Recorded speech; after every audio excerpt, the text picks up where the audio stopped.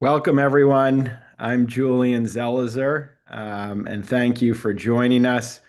This is the New America Fellows Program, a book discussion for a fantastic new book by Keisha Blaine called Without Fear: Black Women and the Making of Human Rights. I myself was a fellow back in 2015. I'm also a professor at Princeton University and the author of a Substack called The Long View. Before we start, there's two housekeeping notes. One is if you have questions as our discussion unfolds, please submit them through the Q&A function, and then toward the end of the event, I'll read some of those so that Keisha can respond. And copies of the book are available through the New America's book-selling partner, Solid State Books. And there's a link on the book to the book on the page. You can just click buy the book. I urge you to do so. It's really a great read. And let me introduce our guest, the author, Keisha Blaine, 2022 Guggenheim Fellow, a class of 2022 Carnegie Fellow. She's an award-winning, best-selling historian at Brown University who covers really a number of fields. We're also very proud she's a PhD from Princeton University, and it's just wonderful to watch a scholar develop in the way she has. She is a professor of history and Africana studies at Brown. She's the author of many books, including Set the World on Fire, Black Nationalist Women and the Global Struggle for Freedom, Until I Am Free, Fannie Lou Hamer's Enduring Message to America, and edited many books, including 400 Souls, which she co-edited and was a #1 New York Times bestseller list. All the books have received incredible praise, awards, and I urge you to look her up for her work. But today we're going to talk about, she's also the author of Wake Up America, but today we're going to talk about her new book. So Keisha, thanks for having this conversation. Thank you so much. Can we start? They didn't show it, but the cover of the book is a very stunning image. I don't know if you have it there by any chance. Um, can you tell us what the image is, who did it, and why you chose that for the cover? So I have to say, I really have to give credit to Norton because they designed the cover. They sent me a couple of options as we were towards the end, getting ready to finalize all the pieces of the book and sent me several covers. They chose various.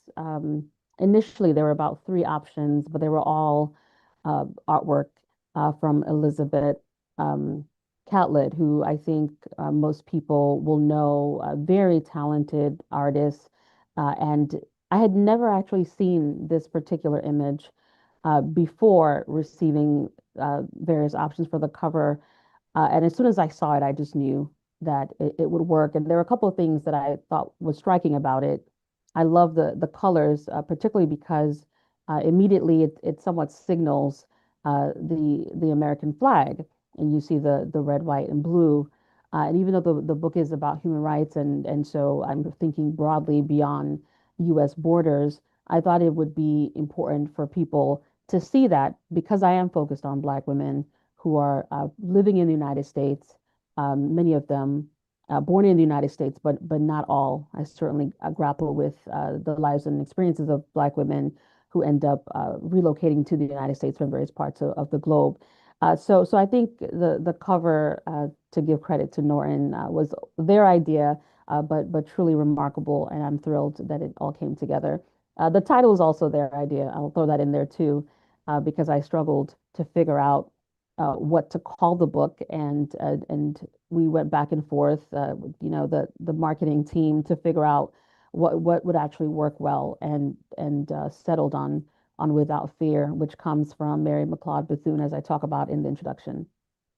And the story of the book, for those who have studied or read a little bit about human rights, it's usually told as a story of international organizations, prominent politicians, Eleanor Roosevelt, or you talk about President Carter and human rights. But your book is it's both about Black women, but it's about grassroots individuals who make this bigger movement. Just for those people who haven't read it yet, can you just kind of give us a brief summary before we dive into the discussion of what you're writing about and what you're arguing? Yes, as you note, most of what we know when it comes to human rights history, it's very much told through what you can describe as a top-down perspective. So, thinking about major organizations like the United Nations, thinking about major figures who are often holding formal positions, whether we're talking about diplomats, but it is very much, it feels like a very official kind of history. That is certainly what many of us have read. I certainly understood human rights history through that lens. The other thing, too, I would say that a lot of the history around human rights uh, is very much a Eurocentric, so really focused on a European story, uh, which is interesting. I mean, of course, we understand it all makes sense in thinking about the origin story and thinking about the role of someone like John Locke, for example. I talk about briefly in the book, and part of what I wanted to do was not only shift the focus and think about human rights as really through the experiences and ideas of Black women in the U.S., but I wanted to tell the story from the ground up, thinking about how individuals effectively made human rights their own, how they drew inspiration from the concept over time, and how they tried to make it real within their communities, how it becomes this active organizing principle for Black women in diverse spaces as we go from the early 19th century all the way to the 2000s. So it is a sweeping history of human rights, and it is a very different perspective. You'll certainly encounter diplomats. I certainly talk about the United Nations, particularly Black women's roles within the organization, and there will be moments where people recognize certain figures. At the same time, they're not the center of the story. The center of the story are individuals who are generally overlooked in our, I think, contemporary understanding of human rights history.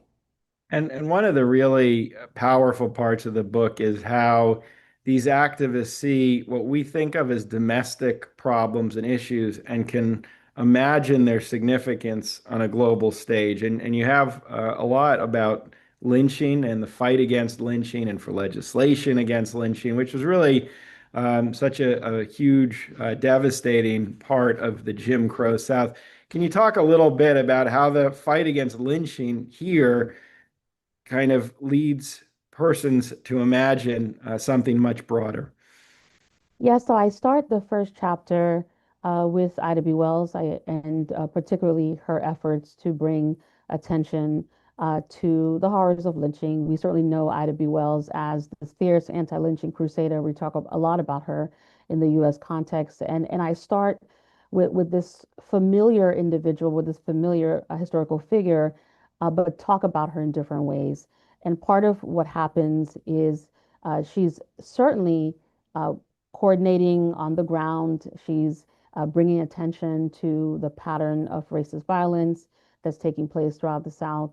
And she's pointing out in her role as a journalist that these are, as she points out, these are efforts essentially to keep Black people supposedly in their place, right? And so it becomes a strategy, a way to limit Black people's political power and autonomy in the 19th century. It certainly extends beyond that.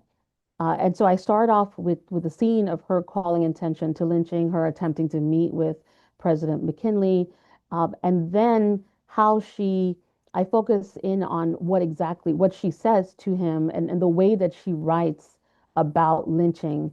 One of the things that struck me was that one of the things that we don't often focus on is the way that she was drawing these connections transnationally. So she was calling out the horrors of lynching not solely because it was evidence that Black people were being treated as second-class citizens or because it violated uh, essentially the Constitution, that they should be protected, as citizens of the United States. She's certainly making that claim. She's certainly pointing out that Black people need to be protected by the federal government.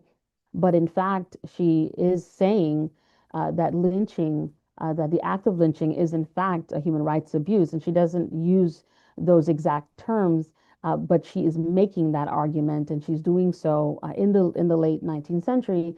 And this becomes, I think, particularly important as we see her traveling to the UK. It's an argument that she makes through her speeches as she's going throughout various churches.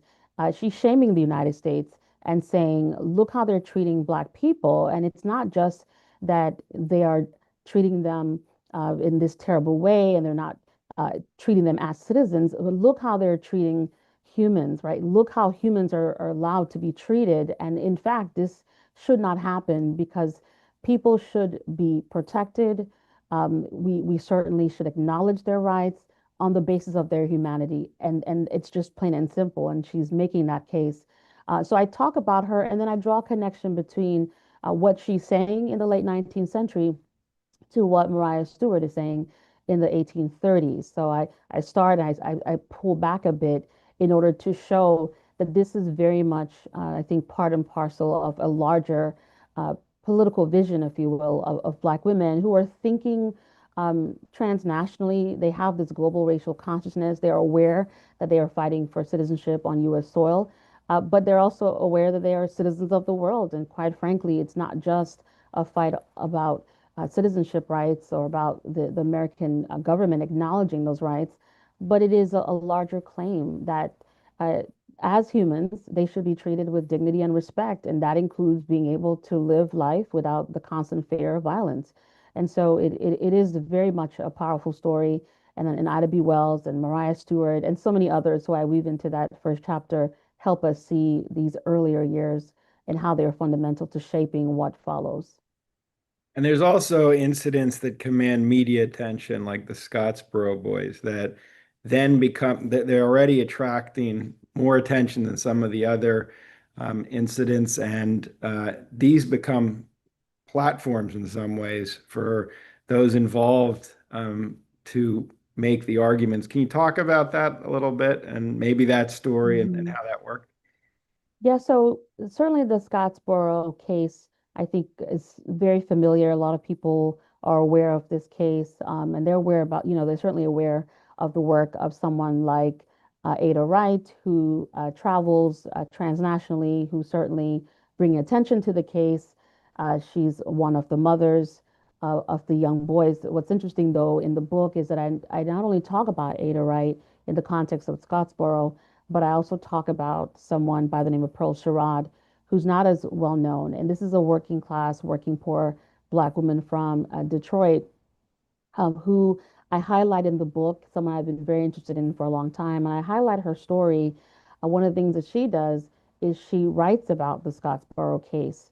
And it becomes part of her larger argument about human rights, essentially. In the 1930s, she's saying this is yet another example of the way that Black people are being mistreated. We certainly can talk about how the criminal justice system, right, doesn't actually work for Black people in this context, how they're being criminalized, how they're being mistreated at every level. And it becomes one of the things that she emphasizes. I talk about how she shows up in 1937 in Vancouver, um, Canada. She shows up at this Pan Pacific Women's Conference. She's not invited. No one actually knows who she is, but she knows that this is a space where women from different parts of the globe are thinking about rights, are certainly talking about liberation. But it's a space where Black women are not actually present. So in a way, she disrupts the gathering. And you can see that if you look at the primary sources, people talk about this woman who just shows up from Detroit and she effectively grabs the mic, so to speak, and starts speaking to attendees, and she makes an argument to them, and she says, essentially, listen, whatever you're doing here, it doesn't actually matter if you're not going to consider broadly the rights of all people, including people who look right like her, including Black women. And so And Scottsboro becomes one of the things that she's talking about. She's saying, what exactly are you advocating if you're not thinking about the way that Black people are being treated across the U.S.? If you do in fact have this transnational political vision, and if you are in fact thinking about solidarity, if you are in fact thinking about rights on a global scale, none of that is possible if you're not going to grapple with the condition of Black Americans and the challenges that they're facing, and particularly Black women who are shouldering multiple overlapping kinds of oppression at the time. So it's just yet another example how Scottsboro, as a case, become one way that activists are able to demonstrate to the world the mistreatment, the human rights abuses, if you will, of Black people in the U.S. context. So it is quite fascinating when you think about the story from the ground, what activists choose to hold on to, what they identify, and they use all of these moments to advance their larger arguments. By the way, when she disrupts that conference, what's the reaction and how does it actually unfold? So when I look at the primary sources, people are immediately shocked. They're surprised. But what's so fascinating is that they are deeply moved by her remarks. And in fact, one of the things that I talk about in the book is in the aftermath of her appearance, the organization essentially opened up a space for Black women. So it really does affect change on the ground and in concrete ways. And so it's first, well, who is this person? How did she just show up here in order to make this case? Uh, and then shift to, okay, well, actually, she's saying something very important that we have to grapple with as activists, as intellectuals, and in fact, these women do grapple with the topic. So it is just a snapshot of an ordinary individual. And Pearl Sherrod is a complex figure. As I talk about, she's interested in Afro-Asian solidarity. She's reaching out to Japanese activists. She's doing all of this years before, the Bandung conference, which is a very pivotal moment. But this is prehistory to that, and she's doing that with few resources and as a Black woman who essentially has a vision, and she's trying to come up with ways to push forth a broader message. So I center her story as just a way to show how we can think about a human rights history that isn't always about the United Nations or Amnesty International or all of these groups or even prominent, perhaps middle class elite figures. That there's a broader history here that's a bit more that's certainly rich and complex, and someone like Pearl Sherrod can find a place in that history. I was thinking a little about your other book.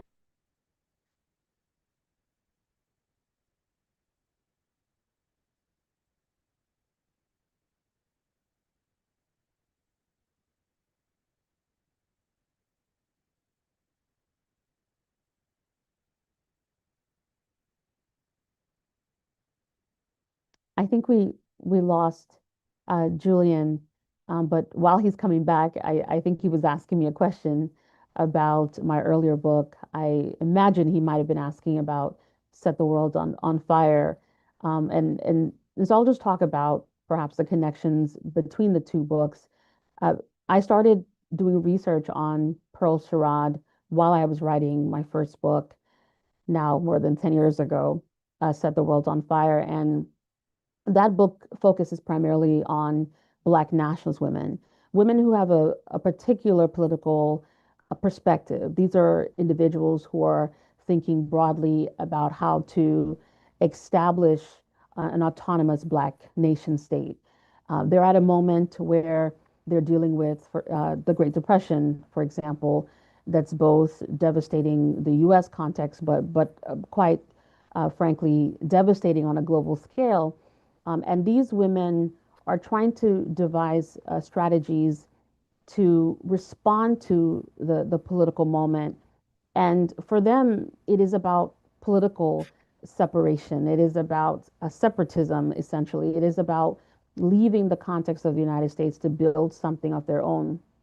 That's a very different approach. When I was writing this recent book, Without Fear, and in that book, what I try to do is pull together women from diverse political perspectives. So I do talk about Black nationalist women. I talk about women who are tied to the communist left. I talk about women who are involved in mainstream groups like the NAACP, in order to show that wherever they stood on the political spectrum, they were grappling with this concept of human rights. They were thinking about it broadly, and trying to advance it. And you know, the point, the large point that I hope I convey in the book that I want to make here is that they understood that human rights essentially is not permanent, that it would always be an effort, an ongoing effort. So it wasn't just that they were fighting and they would accomplish certain things and then voila, the work is done. But they saw it as an ongoing struggle, and an ongoing fight to make the world a better place time and time again. And so we see that continuity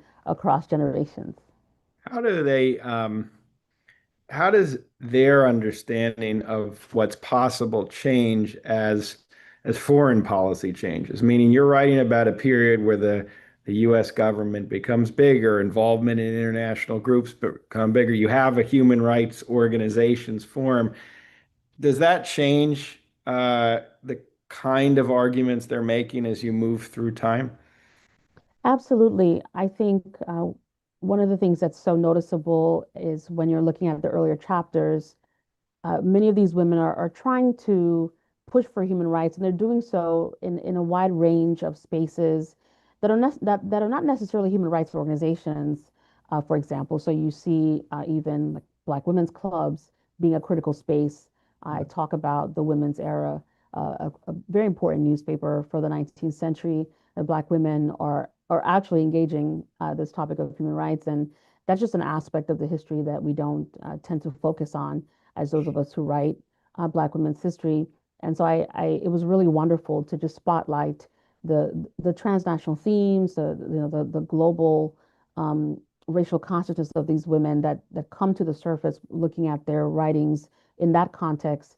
And it's certainly the case that a number of developments really open up opportunities for these women to be perhaps a bit more robust in their political advocacy. So one of the things that I noted in the book is in the context of 1919, I talk about Madam C.J. Walker, who is well known as a self-made millionaire in the hair industry, very important figure. But I talk about her specifically in the context of her work around helping to establish the International League for Darker Peoples, rather for darker races.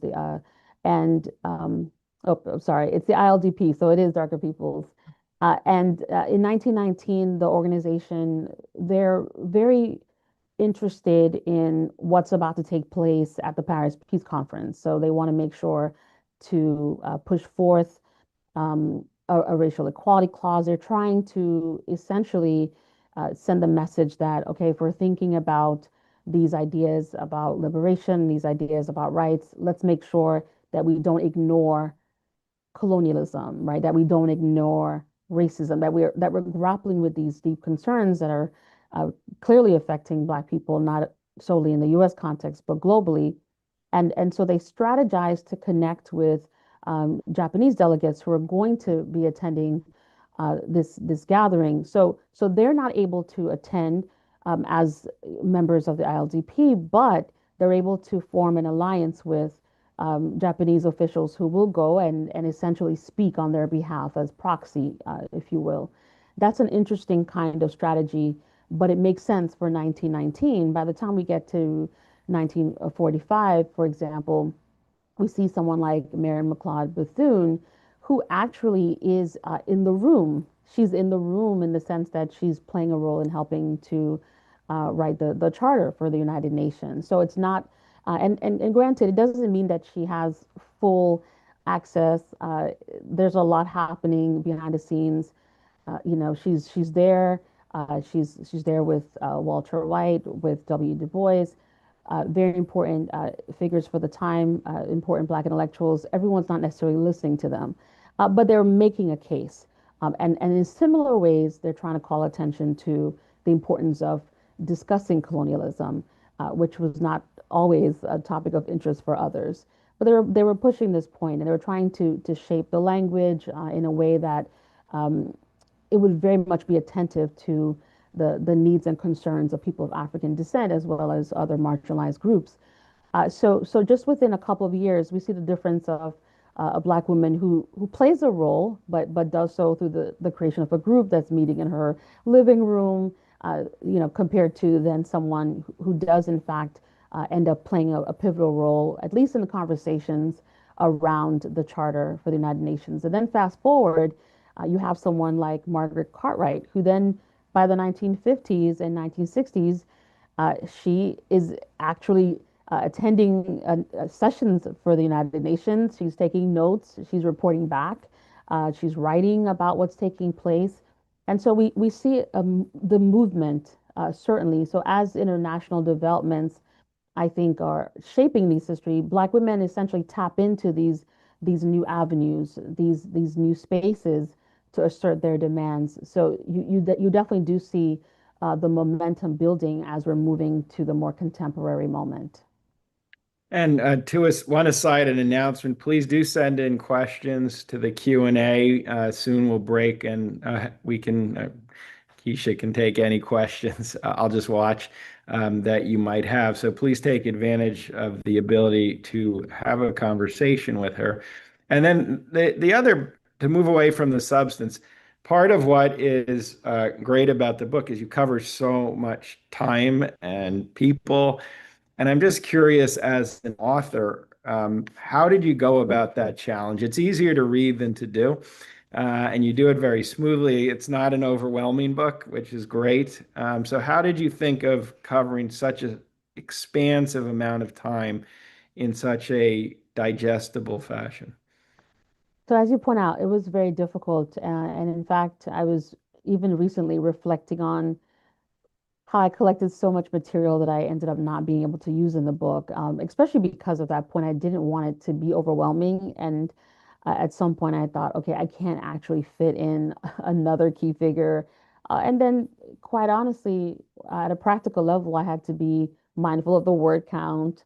These are just the type of things you have to think about as an author, and I have to be attentive to how long these chapters have to be. And so it was hard. I had to trim a lot. I had to take a lot of, out, and there were lots of things I wanted to put in that didn't quite fit in, and ultimately we'll try to use in future projects.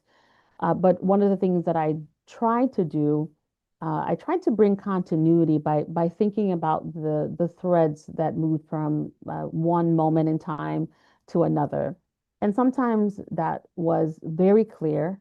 Other times it was not so clear, but it was great to focus on individuals.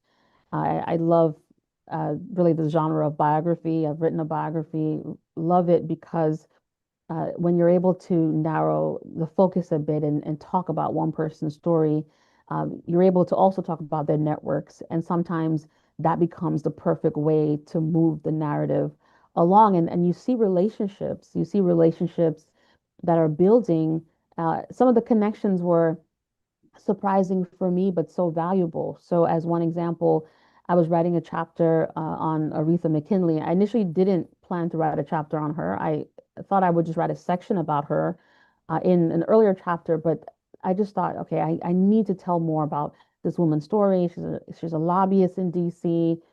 In the 1950s, she's thinking critically about human rights and the connections to civil rights. And I just thought, okay, this is a person I should delve a bit deeper into. But while I was writing that chapter, I realized that Aretha McKinley had been involved in the same NAACP chapter that Ella Baker was involved in, and it was a lovely find, certainly because then it helped me draw the connections even more to think about the civil rights movement that's happening and think about how people are connecting these struggles and connecting these ideas in order to push for change. So the individual story or stories, plural, helped in many ways because of these connections and relationships. And then I'm very interested in intellectual history. So I was thinking about how ideas really move across time, even as organizations come to an end or people pass away. you see someone else 10 years later picking up the mantle. And that's just remarkable to be able to capture that in a book. So difficult, but I tried to draw on different techniques that I ultimately concluded worked in different contexts and earlier projects, and try to push as much as I could so that it would be a cohesive story. And how do you think, I mean, there's a way to read the book as being a book about Black women who helped forge this human rights tradition, but can also think if there is an actual gendered understanding of Mhm. human rights, particular to the women because they were women. How do you think of that? And if it's the latter, and what does that look like? That might be different than a story about grassroots men who were activists on this issue.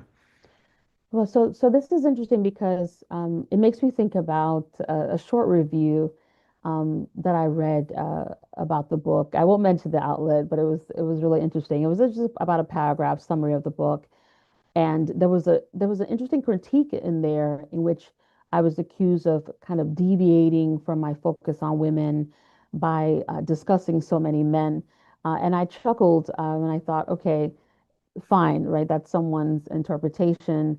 But I kept reflecting on it, and part of the reason that I had to do that was it's quite simply impossible to write a book in which you're grappling with gender, where you essentially can't do a gender analysis unless you are in fact thinking about power relations between men and women, in which you're drawing comparisons, you're paying attention to differences. So in the case of Margaret Cartwright, who I mentioned, I specifically start that chapter intentionally. I start that chapter with Kwame Nkrumah, and I start that chapter with him in 1958 at the All African Peoples Conference in Accra, Ghana. Why? Because I know that's a pivotal moment in the scholarship. People will recognize this. But I'm also trying to signal something about what it means for Kwame Nkrumah to be collaborating with all of these very prominent, significant Black men, right? Black intellectuals and activists coming together to talk about how to bring an end to colonialism. And right in the midst of that, when people are wondering, well, where is she going with this? I mention one of the few women present. And what is she doing? Well, she's taking notes. That's Margaret Cartwright. And then I show how she goes from the note taker, the person who's not on the program, who no one really cares about.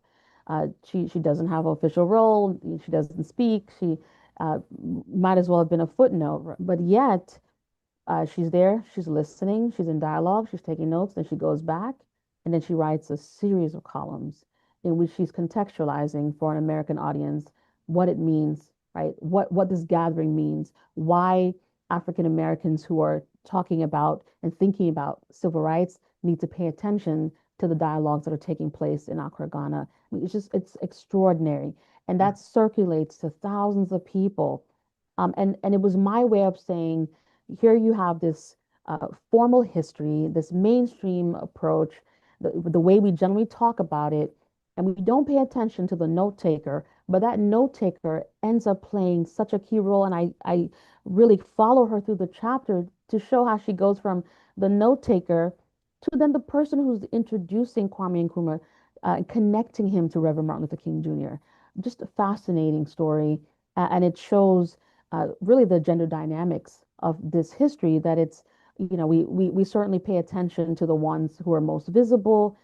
It's easy to pay attention to the folks who are holding the mic, but oftentimes the people who are doing very important work are the ones you don't see, and you don't see because they're invisible to you.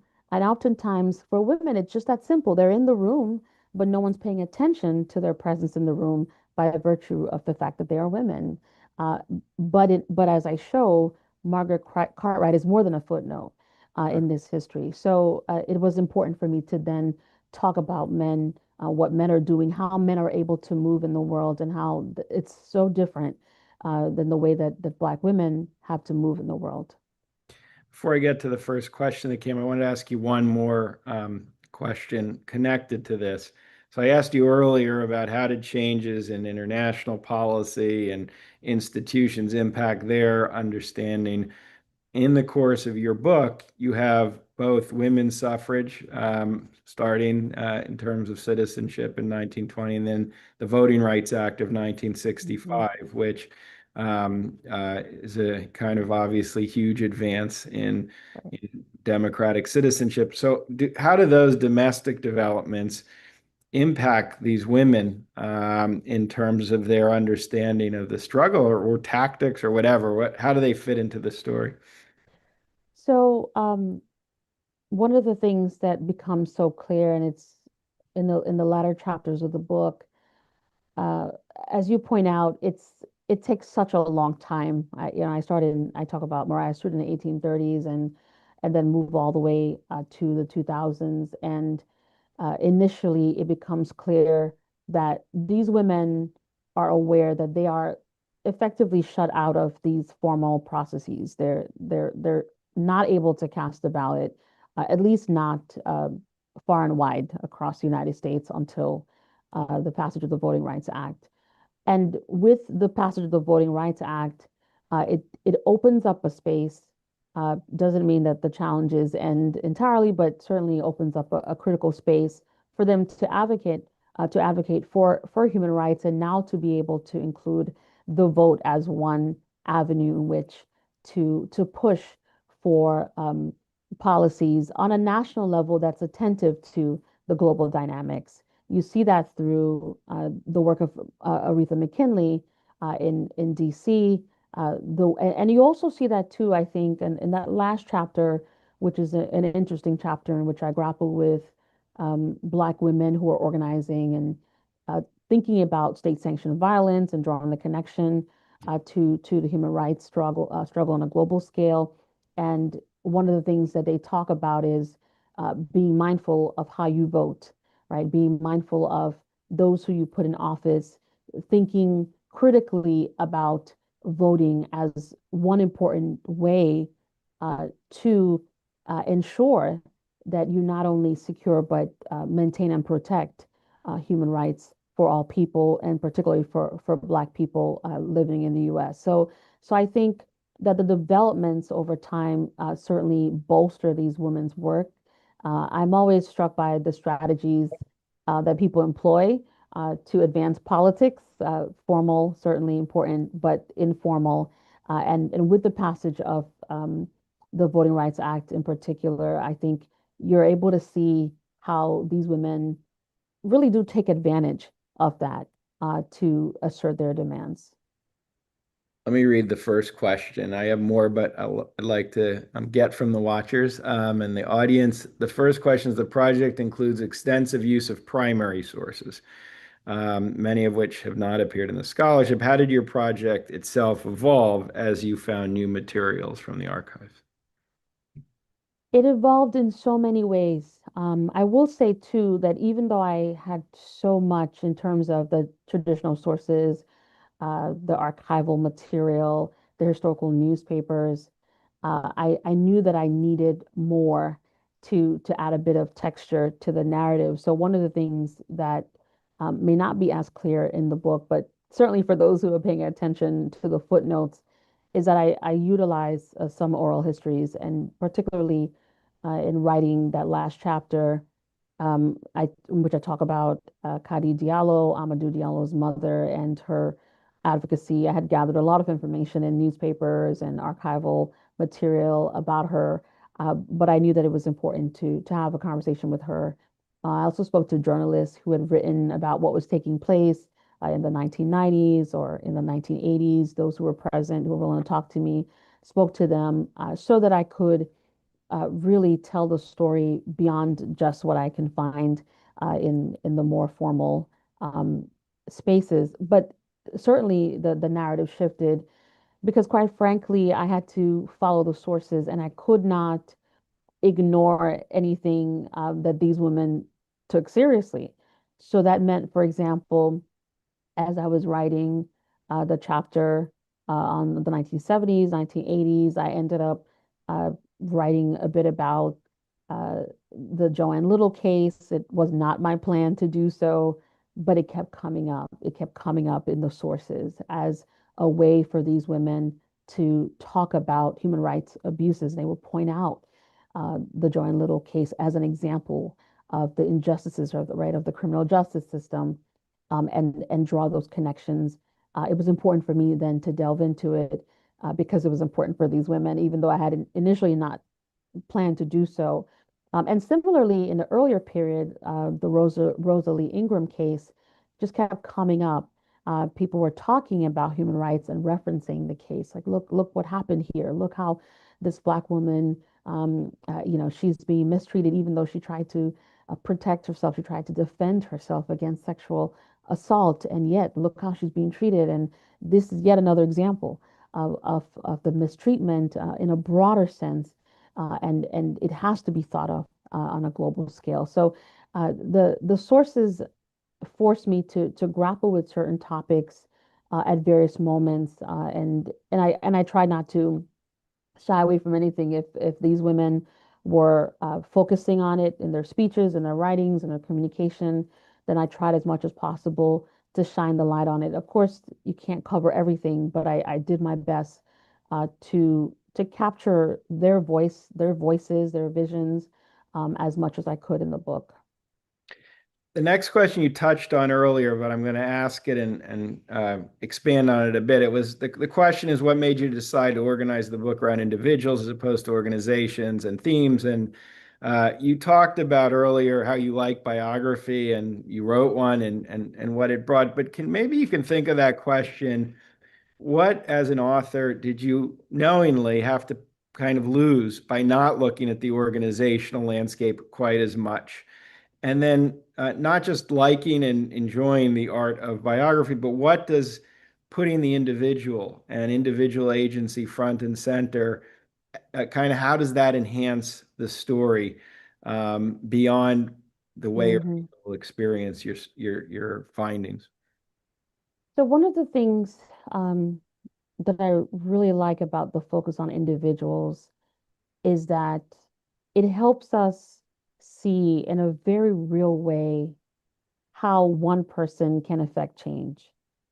Um, it's quite frankly one of the things that moved me as a writer, as a historian, and perhaps one of the things that even led me into the field, because it was the realization that I could make a difference, and I could do so without a lot of resources, without um, a big platform. I could do it, and I can do it even if it seems like a small act, that it could have um, broad implications. That's one thing. The other thing too is that I'm struck by uh, perhaps you might say the complexity of the human experience. And I like talking about individuals because when you really get into their lives, you see the contradictions.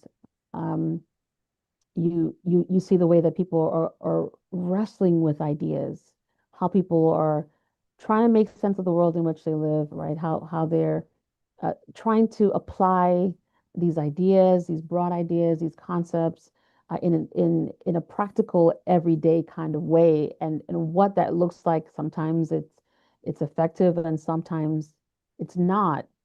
You see their mistakes, you see the ways that they falter, but the ways that they also try to recover.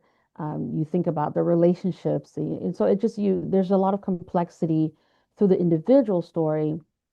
One of the things that I had to do um, is I had to remind myself that I needed to pay attention as well uh, to the larger issues around, as you mentioned, organizations, for example, as well as key developments in human rights law as another. And as I was rewriting different chapters of the book, there are moments where, and I will say too, of course, as you know, it's both an individual process and a collective, because we're always engaged with other scholars or other writers. And when I would share chapters with others, I remember someone saying to me, like, this is really fascinating, but wait a minute, at this very same moment, this is happening, or at this very same moment, Amnesty International, right? They're doing this, and but you don't talk about it. So, like, how will you um, fit that in. And at times it wasn't about fitting it in, but it was about being mindful that I needed to explain how what was happening within these communities or in these individual lives connected to what was happening um, on a broader level, to connect to the things that people would recognize as so there was a lot of there were moments where I needed to step back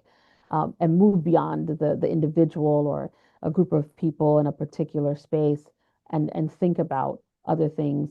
So it's a continual process. And having other people read your work and being able to revise and like that just makes for a much stronger project, to say the least. And to the question of themes, I do arrange the chapters thematically, but I am a historian by training, which means that I am very, very attentive to change over time. It's the one thing that I'm thinking about the whole time, and I tried as much as possible to pay attention to the chronology and in doing so, I think I was able to grapple with the themes without losing the reader, but also being able to help them see how things shift as we go from the 1930s to the 1940s, 50s, and so on. So there's just so many moving parts to this kind of history, and I try to do the best that I could to bring it all together. You do a great job at it. The next Thank you. question, how do you want this book to influence language and consequently thinking and perhaps policy about civil rights and human rights? Yeah, that's a great question. I remember when I was writing the book on Fannie Lou Hamer, um, I remember there was a moment where I was just talking about her to different people, and I gave a talk once, and I was talking about how she's a human rights activist, and someone really wanted me to elaborate because it didn't register. And I remember thinking, like, why didn't it register? And they said, well, she's a civil rights activist, as if to imply that the two would not be connected. But I think part of what they were struggling with is that they were grappling with Hamer as someone who was always advocating for voting rights, um, which which is certainly specific to the context of the nation, the ability to cast a ballot. Because I mean, it's certainly one of the benefits of citizenship to be able to vote, and not suggesting that there aren't barriers to voting. Clearly, there are, but the point is that people saw her in that sense. They saw her as a leading figure in the civil rights movement. And so all of that made sense. But when I started talking about her as a human rights activist, it didn't necessarily land. And part of what I needed to do was show her impact, certainly on a global scale, and also show how she was making those connections. So it isn't solely that I was using the language because it sounded great to call her human rights activist, but it was actually to be able to remind people of a speech that she gives in Harlem, in which she is drawing parallels between what's happening in Mississippi and what's happening in the Congo as just a glimpse, or the time that she's drawing connections between the mistreatment of Black people in the U.S. And connecting to what people of Asian descent are dealing with, and she was specifically talking about imperialism and thinking about, um, interestingly enough, thinking about Japan, but in a very different context when compared to Pearl Sherrod. So all of that is to say that it was, and I do explain it was in so many ways a shift in her political process and her vision, that she traveled to Guinea in 1964. And when she traveled to Guinea and had a chance to just witness, just everything that was taking place there, and it inspired her, and then it pushed her to start thinking transnationally. And as part of what I argue in that particular chapter in Until I Am Free. So the point is that when I emphasize the human rights activist part, it then forced me to pull from the evidentiary base to demonstrate exactly what I was what I was articulating and to show the evidence of how we need to think about her in a broader sense, and to emphasize her words, advocating for rights for all people, regardless, right, of race, ethnicity, and so on. So the language here is important, and I do pay attention to the language that women use. I pay attention to the words they use. I pay attention to how they frame their arguments, and that I think is key. And I do think it has broad implications because essentially, if you're only talking about the rights within the context of the nation state, my sense is that it certainly limits the reach of your work when you're able to think transnationally, when you're talking about international concerns, when you're thinking about human rights abuses, it really opens up the window for you to forge transnational solidarities, as just one example. You're then able to connect broadly with activists who are living in other parts of the globe, realizing that your struggles may not be the same, but that there are similarities in the kinds of things that you're facing. And similarly, you can now come together and learn from each other, figure out ways to move forward. So there's a power to the language, I think, because what follows then is a strategy and a realization that you do need to tap into a broader world beyond the borders of the U.S. So there's a lot happening there that I think is important to emphasize, and I hope that the book helps to be a part of that conversation and perhaps move the conversation in different ways. We have a few minutes left, and let me at least ask you one of the questions I had for you.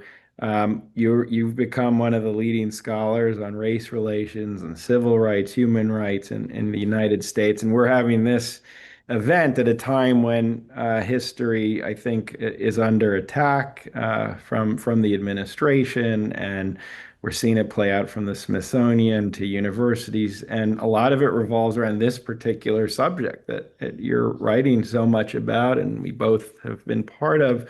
Um, how, for people watching, can you explain what the risks and dangers are of this continuing? What we're seeing as public policy impacts the substance of what we teach and write about in American history. Well, I think it's there's so many things I want to say. I mean, first and foremost, I think it's deeply troubling. I think it's dangerous to be at a moment where we have to be afraid of even teaching the subject that we're talking about today.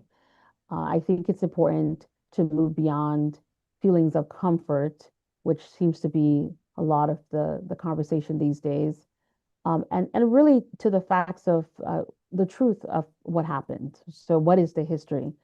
I think students need to know the full history, even the painful aspects, even the ones, the stories, the developments that make them feel sad, or my sense is that we should lean into that because that's quite frankly the only way that we can grow as individuals, and the only way that we can move forward as a society when we're thinking about what has taken place in the past. It helps us devise strategies for the present. It helps us imagine a better future, and think about how we might get there. That doesn't happen if we're censoring the history to the extent that we don't want to talk about the uncomfortable things, or we don't want to talk about um, marginalized groups and their contributions. I think all of these have broad implications, and will have broad implications for public policy.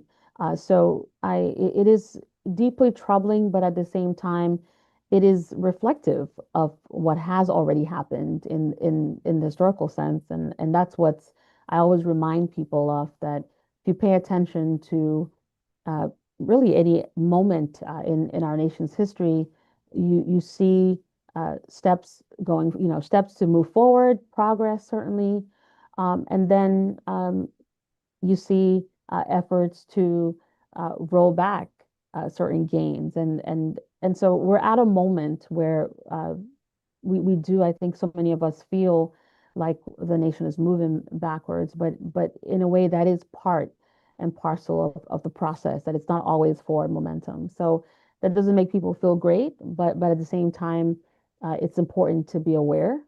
that this is essentially part of that struggle, and it means that we have to keep moving forward and doing whatever we can to keep moving forward, even when we feel like, oh, there are so many forces pushing us back. I would just add, based on your own book, meaning there's a way to read the book and an important contribution, all the problems and failures of the hopes of the United States as they played out over race. But it is also an amazing story of resilience and individual activism, which is, in fact, one of the better stories of the country. And read this book. It's both depressing and utterly inspiring to read about these women. So you actually miss by trying to not pay attention to this element of our history, some of the most interesting and robust elements of Mhm. how American democracy played out. We're actually out of time. So again, I want to thank Keisha Blaine, and the book is Without Fear: Black Women and the Making of Human Rights. I had a chance to read it early, and it's just as you can now see, a superb and incredibly important book. So congratulations on the book, and thank you for doing this with New America. And I wish you tons of success, and I hope this gets a broad readership. Thank you so much.